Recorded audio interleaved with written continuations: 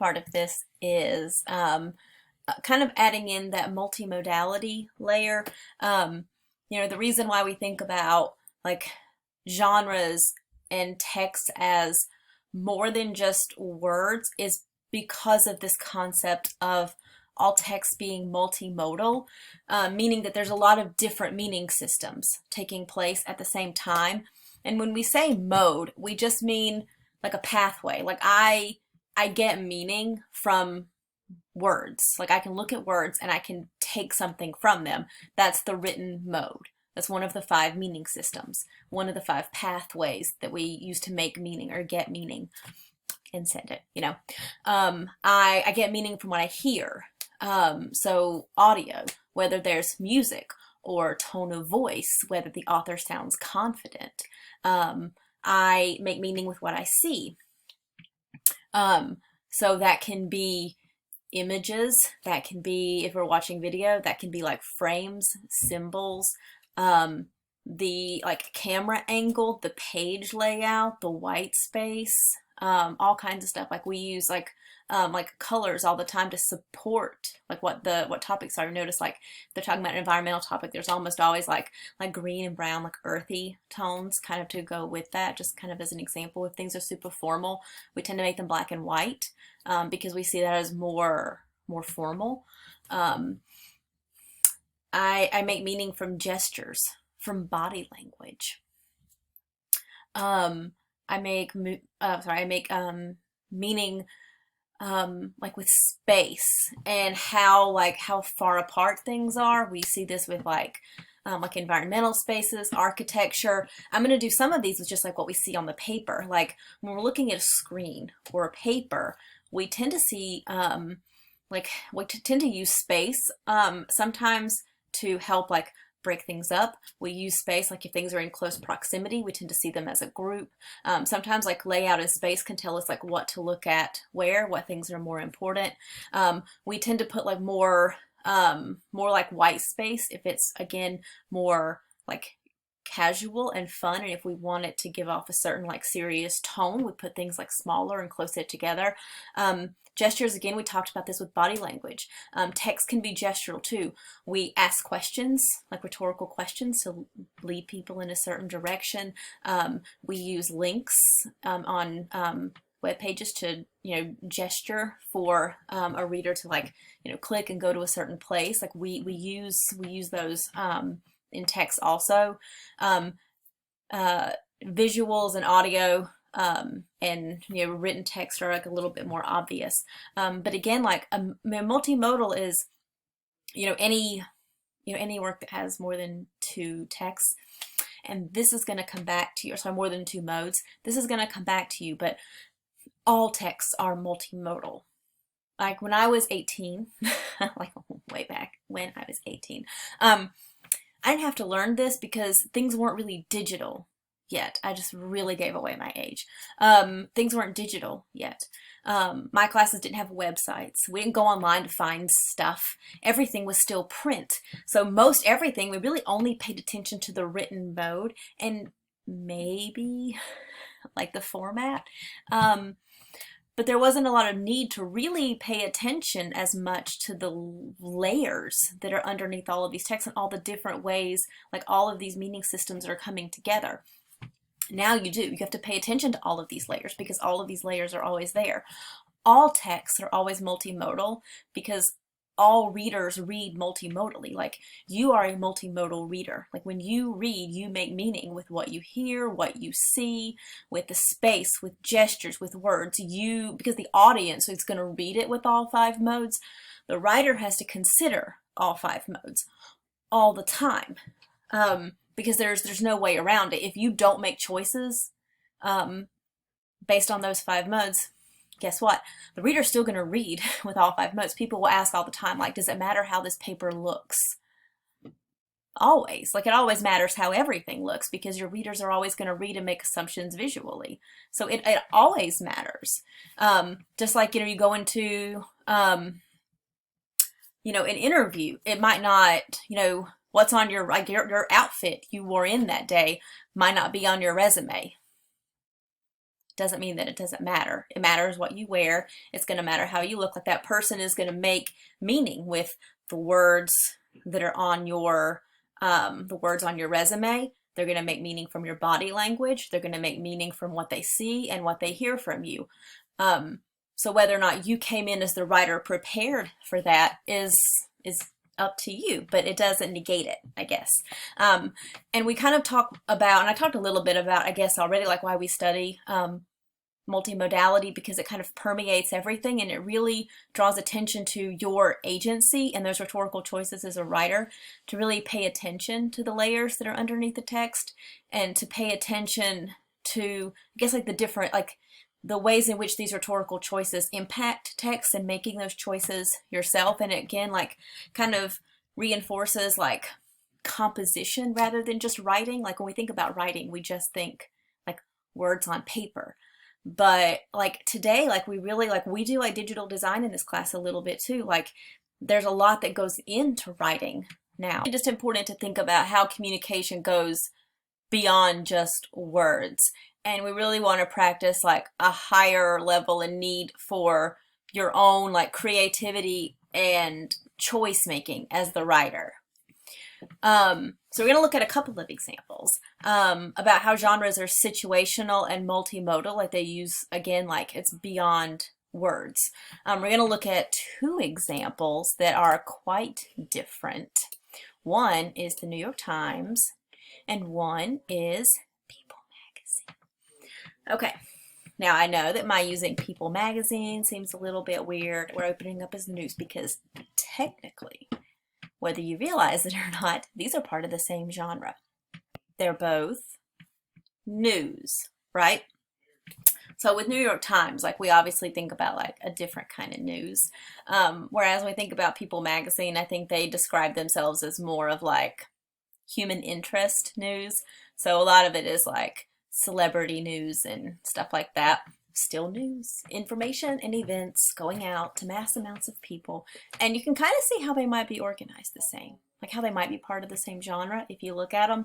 Like we're going to start with New York Times because I think that's the most obvious, like this bar across the top. And again, we read left to right. So we're going to pick our topic, and it's what they either see as the most important or think their audience sees as the most important.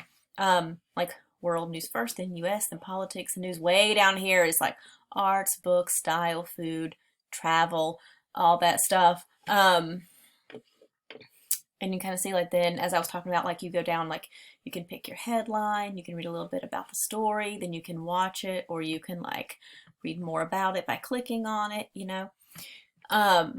Same thing, if you go to People Magazine, you can see like, oh, sorry. You can say, well, where'd it go? You can see like, well, I saw it up here before. All the categories that they have. Now it's news and then entertainment and royals and lifestyle. News is, oh, okay. Coronavirus, politics, crime, and human interests. Let's go to coronavirus. So you can kind of see like they're organized pretty similarly. Like you might have a picture, you've got a headline, you can, you know, get a sentence about it, you can read more. Genre. There are some things that are different though. When you think about like People versus the New York Times, there's obviously like differences in the kind of news. And even like the type of audience that you would assume is like the target audience. And sometimes you can tell target audience by like the ads that are on the page. Let's see if there are a lot of ads like women's clothes. Let's see. Oh, donation to the food bank. That's cute. I don't really see a whole. There we go. Amazon, Ink for School, maybe Parents. If we go, let me see if we go to some of the other pages, if we get some different ads. Let me get rid of this.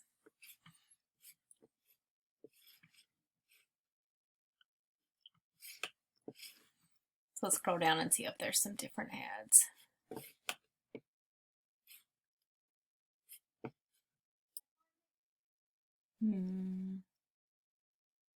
Scroll up. Okay. The Masked Singer. So definitely like people interested in entertainment. We saw the ad for women's clothes, probably assuming that I think that most of the readership, I think there's an assumption that most of the readership is female. Actually, if you look at their statistics, at least the last ones that I looked at, it's actually younger men and older women, which I found kind of surprising. But you can tell like the news here is more like human interest. It's supposed to be more, I guess, fun and entertainment based. So you'll notice like larger fonts, more images, more white space. You know, remember we said that if you're wanting it to appear more serious, you use less white space. You make the font smaller. You make it more black and white, less colorful. So you can tell how they're using in these two, because of the kind of news and the message that they want to send about their text, and the kind of news that they're sending out, and what they're like the audience they're attracting. You can kind of, you know, tell that they're making choices about their font, their spacing, their images, everything, like on purpose, and it supports the text that's there. So there's a lot more happening than just the words in terms of how we make meaning. And you can look at some of the ads here and kind of tell like case for green bonds. Let's see if there's any other ads on here. Oh, same thing again. Typically, I'll see, I'm going to go to one more page like I did with the other one and see. I'll see a lot of things for investing, fancy cars, jewelry. I've seen vacations on here. I think the assumption with the New York Times is not that everybody can't read it. Oh, there's an ad for a book.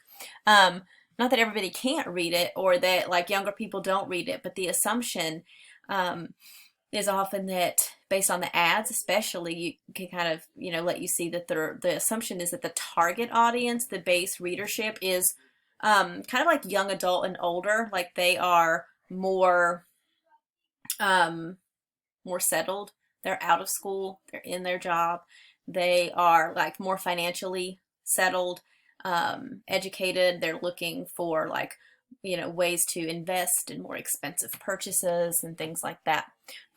So I just kind of want to draw attention to the fact that even though these two are within the same genre, there's all kinds of layers and other things that are making a difference in this text and how it's being read, as opposed to just like the words. There's all these different like levels and modes.